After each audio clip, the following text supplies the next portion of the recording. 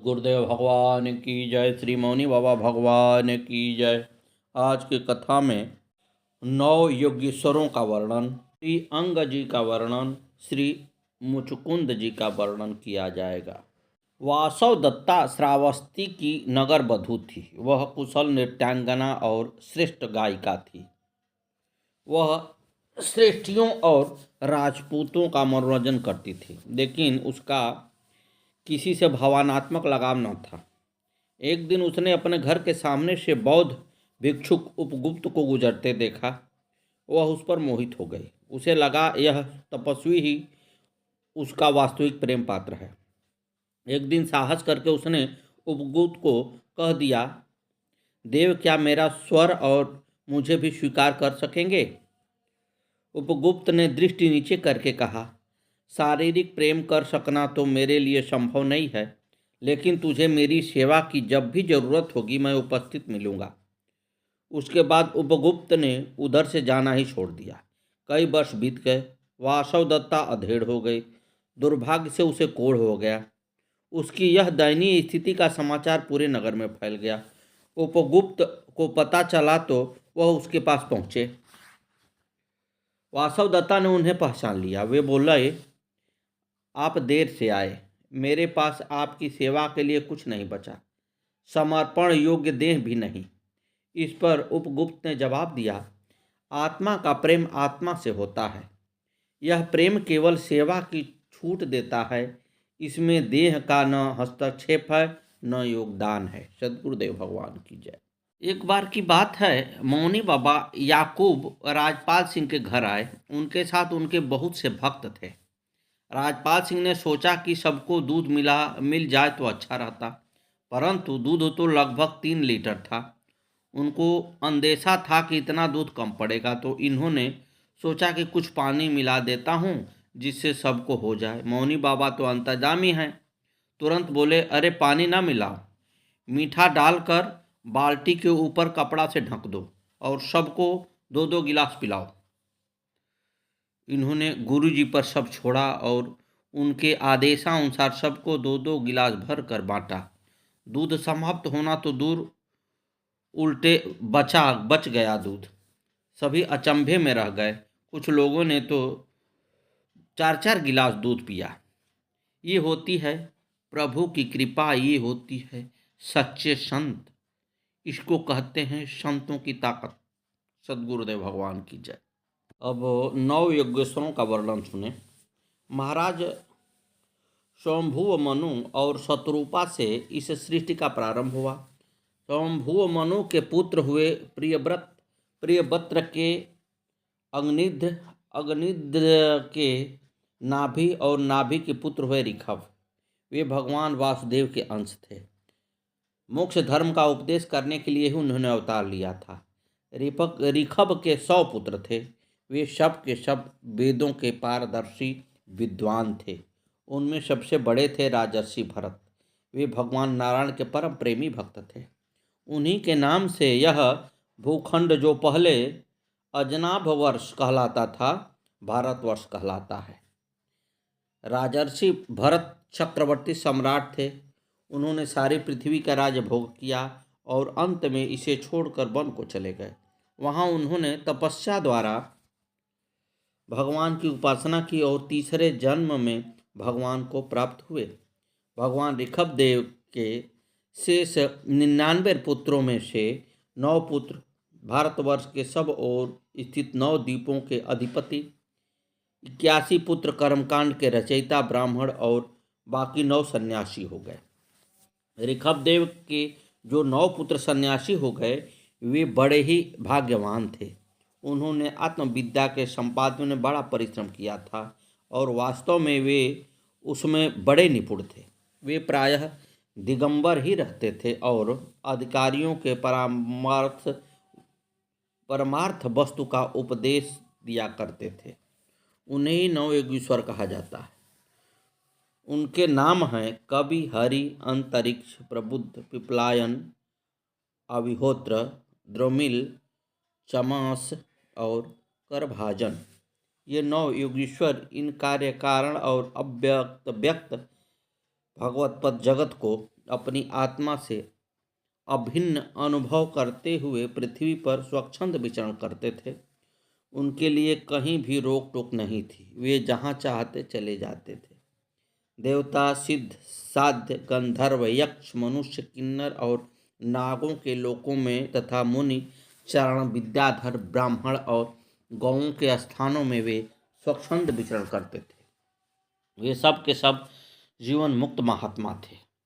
इन 9 योगीश्वरों का विदेहराज महात्मा निमि से एक बार संवाद हुआ था, जिसमें इन महात्मा योगीश्वरों ने भगवान को प्राप्त करने वाले धर्मों और साधनों का वर्णन किया था।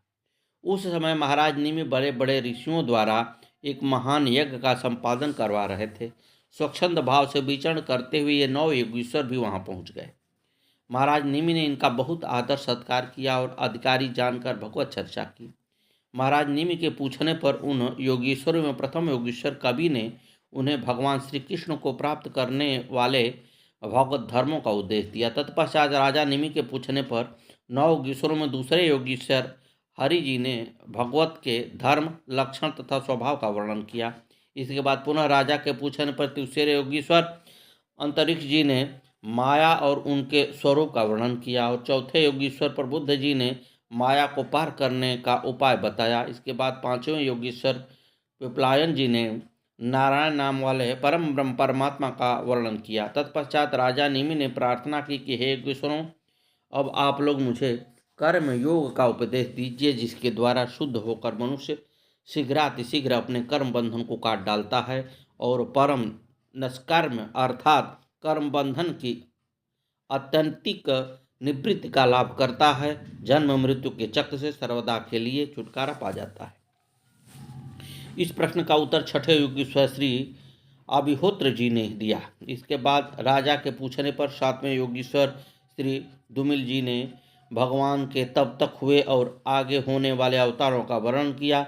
इतना सब भगवत चरित्र सुनने के बाद राजा निमि ने पूछा, हे योगेश्वरों, कृपा करके यह बताइए कि जिनकी कामनाएं शांत नहीं हुई हैं, लौकिक पारलौकिक भोगों की लालसा मिटी नहीं है और मन ऐसे इंद्रियों ही बस में नहीं है, अतः प्रायः जो भगवान का भजन नहीं करते ऐसे लोगों की क्या गति होती है, उसका उत्तर देते हुए आठवें योगीश्वर श्री चमस जी ने बताया कि हे राजन, जो लोग अंतर्यामी भगवान श्री कृष्ण से परामुख हैं, जिनकी ओर न चलकर उनसे उल्टे चलते हैं, वे अत्यंत परिश्रम करके गृह, पुत्र, मित्र और धन संपत्ति इकट्ठा करते हैं, परंतु उन्हें अंत में सबको छोड़ देना पड़ता है और न चाहने पर भी विवश होकर घोर नरक में जाना पड़ता है।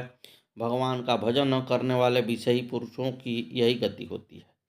अब राजा निमि ने पूछे, हे ईश्वर, भगवान किस समय, किस रंग और किस आकार को स्वीकार करते हैं और मनुष्य के किन नामों और विधों से उनकी उपासना करना चाहिए? इसका उत्तर देते हुए वे नवे योगीश्वर श्री करभाजन जी ने कहा, राजन, सतयुग में भगवान के श्री विग्रह का रंग श्वेत होता है।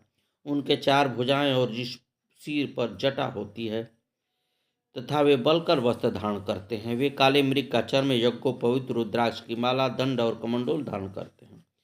सतयुग में लोग तपस्या द्वारा उनके प्रकाश परमात्मा का ध्यान करते हैं।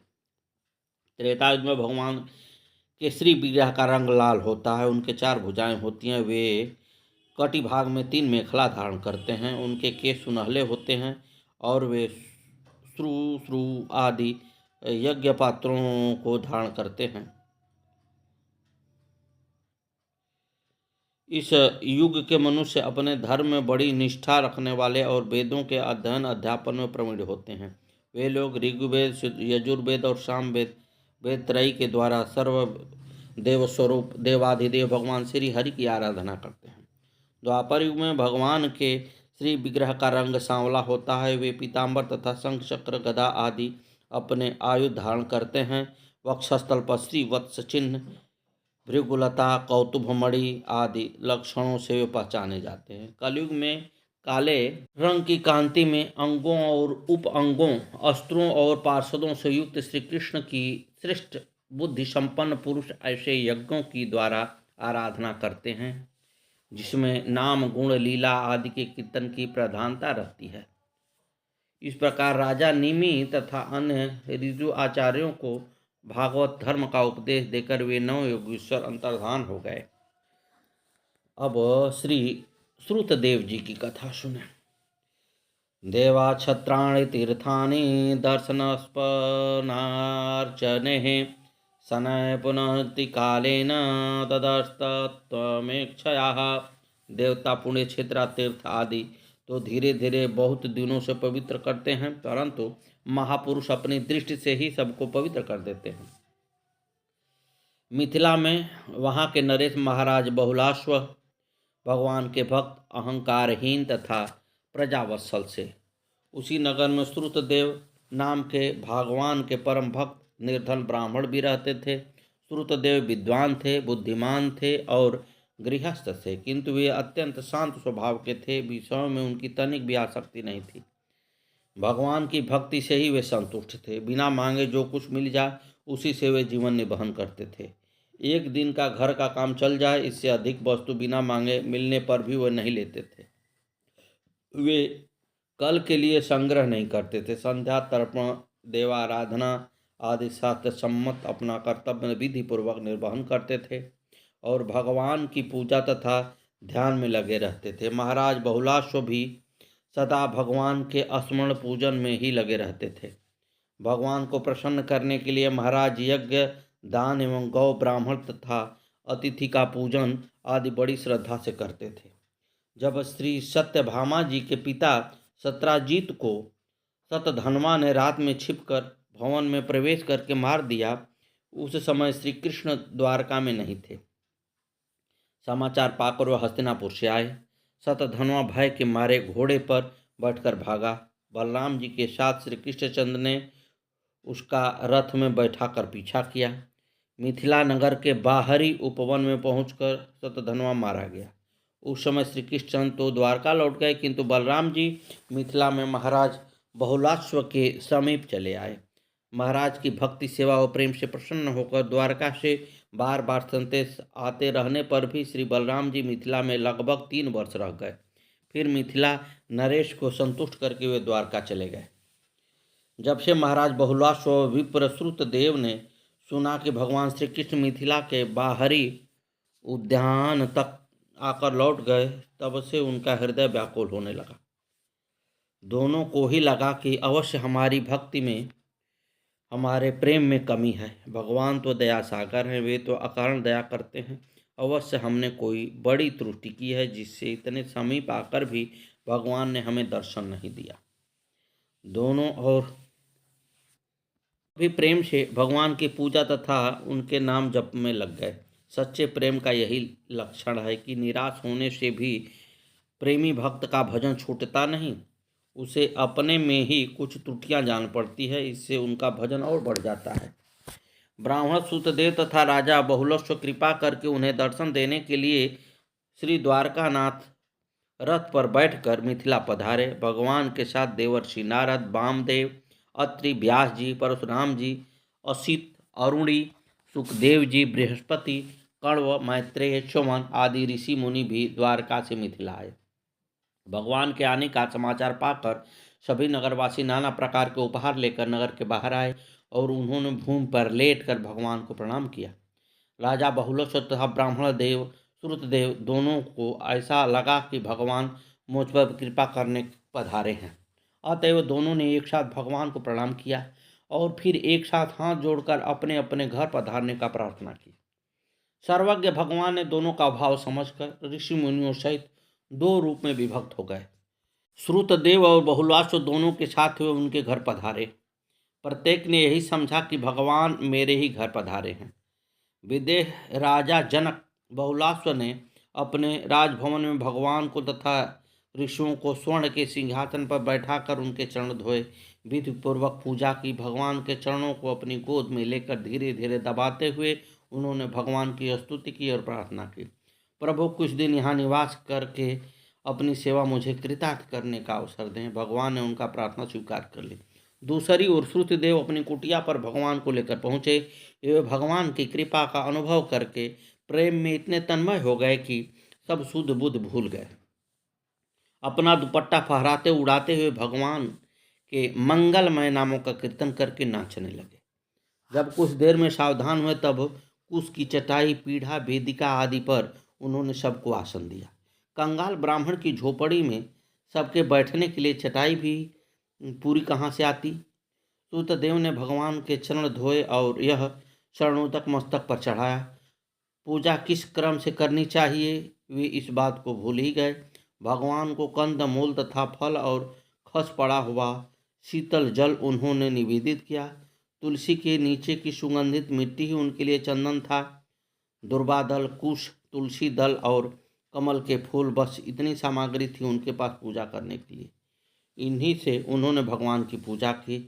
श्रुतदेव भक्ति के आवेश में आत्मविस्मृत हो गए थे। भगवान चुपचाप भक्त के इस भाव को देखकर प्रसन्न हो रहे थे। श्री श्रुतदेव जी के संबंध में श्री प्रियादास जी ने जो कविता लिखा वह इस प्रकार है।